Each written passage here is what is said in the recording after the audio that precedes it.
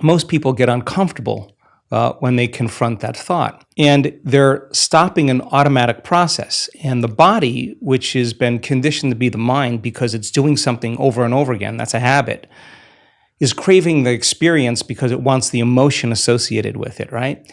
So the thought of being unworthy produces the feeling of being unworthy. That feeling then, when the person feels unworthy, tends to cause the person to think more unworthy thoughts. And it only takes a thought and a feeling, creates the same behavior, which creates the same experience that produces the same feeling. And then they say, oh, this feels right to me. No, that feels familiar because you've just returned back to the known self.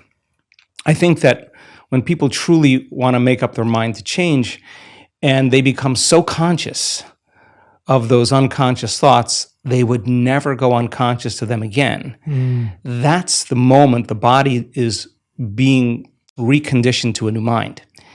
If you inhibit that choice, that leads to that habit or that behavior.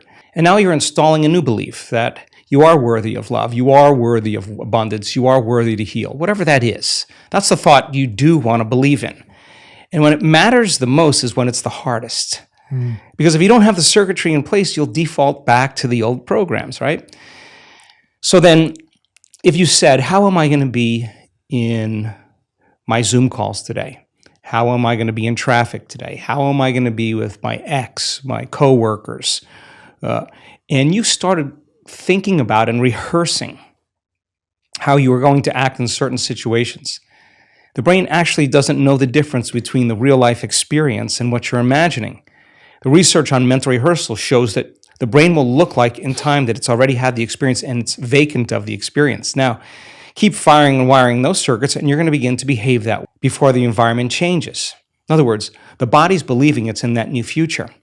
And if the environment signals the gene, and it does, and the end product of an experience in the environment is an emotion, you're actually signaling genes ahead of the environment and your body will begin to become conditioned to a new mind. Now think about this. If you did that every day, the word meditation literally means become familiar with. You become familiar with your old self, you become familiar with your new self, and you say, I'm not getting up until I feel this feeling.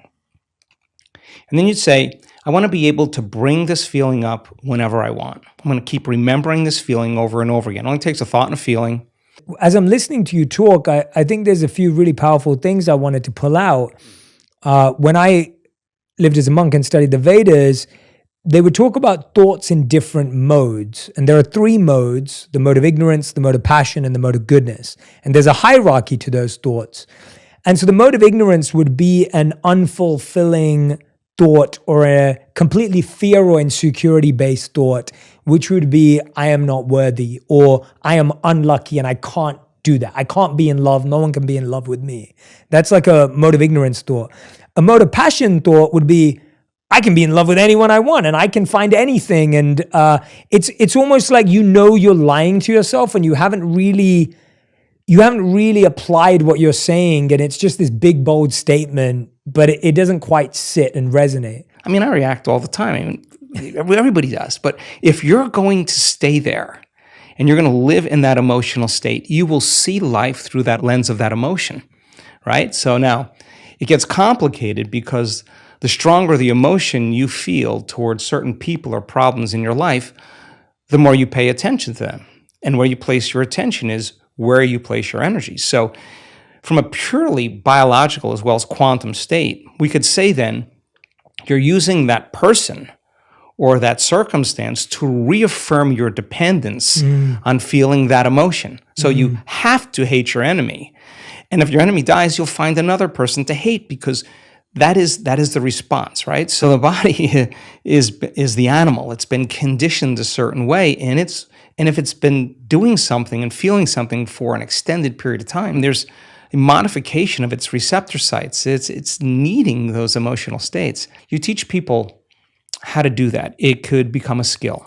And when the brain starts to relax and it moves into less of that chatter that takes place in your brain and more of kind of an imaginary state, the brain sees in pictures and images, it's more creative, we're moving into that alpha state. So now the door between the conscious mind and the subconscious mind opens up as we get beyond our analytical mind. And our analytical mind is actually what separates the conscious mind from the subconscious mind. So as you slow your brain waves down, you get into alpha, you're entering the operating system.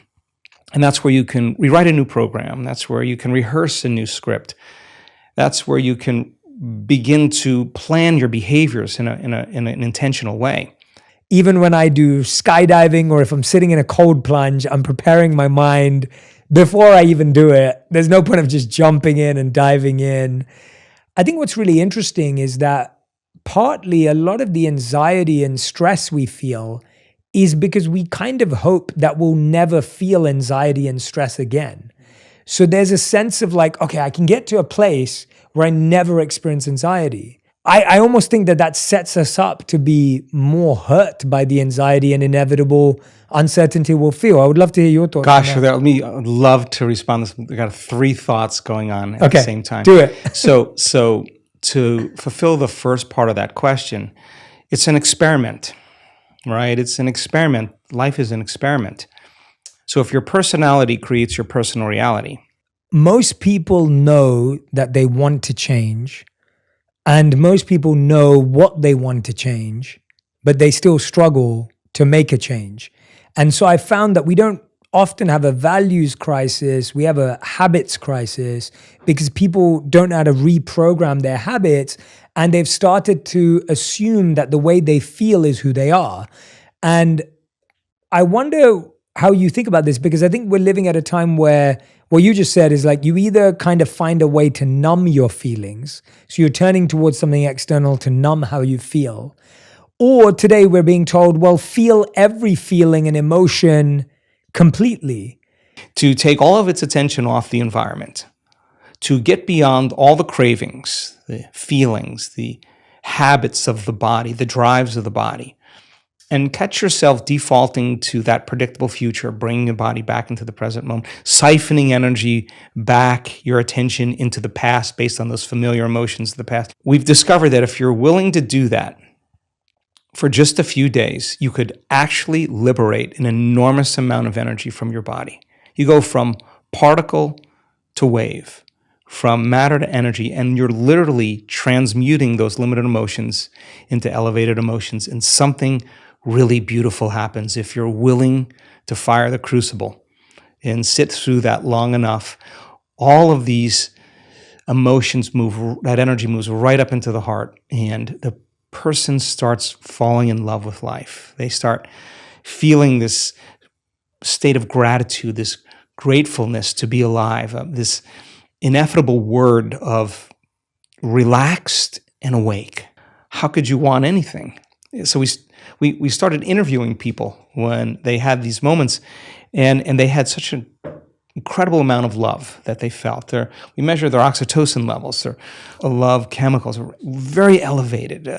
The amount of gamma in terms of coherence was 200, 300, 400 standard deviations outside of normal in coherent gamma. Now, 3 standard deviations outside of normal in gamma is about 2% of the population. 200, 300, 400, a lot of energy in the brain. So the brain all of a sudden is receiving an enormous amount of energy. So we've discovered relaxed in the heart. Incredible experience. But then do you measure how people continue to practice? Yeah, it's important. Yeah, it's super important for us.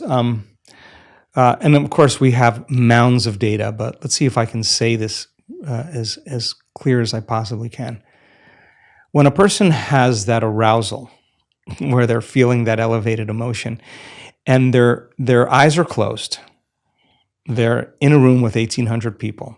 There's music playing in the background. They're not eating, they're not smelling, they're not tasting, they're not moving about and feeling. On some level, they're having an inner experience, right? And the body is so objective that it's literally believing it's living in a new environment. And so that elevated emotion somehow tends to drag the body right out of the past